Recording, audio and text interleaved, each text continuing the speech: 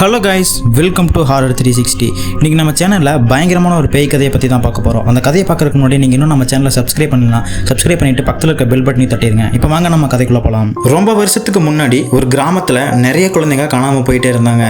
அப்படி காணாமல் போன குழந்தைங்கள்லாம் எங்கே போனாங்கன்னு யாருக்குமே தெரியாது. அப்படித்தான் ஒரு நாள் வள்ளி அப்படிங்கிறவங்களுக்கு ஒரு குழந்தை இருக்குது. ஒரு நாள் நைட் 2 மணிக்கு வள்ளி எந்திரிச்சு பார்த்தா தூங்கிட்டு இருந்த குழந்தைய காணோம். நைட் முழுக்க எல்லார் வீட்லேயும் போய் தேடி பார்த்தா குழந்தை கிடைக்கல. வள்ளிக்கு மேலும் பயம் அதிகமாயிருச்சு. அப்போ அங்கிருந்த வயதான பாட்டி ரொம்ப வருஷத்துக்கு முன்னாடி இப்படி ஒரு முறை நடந்திருக்குன்னு சொல்றாங்க.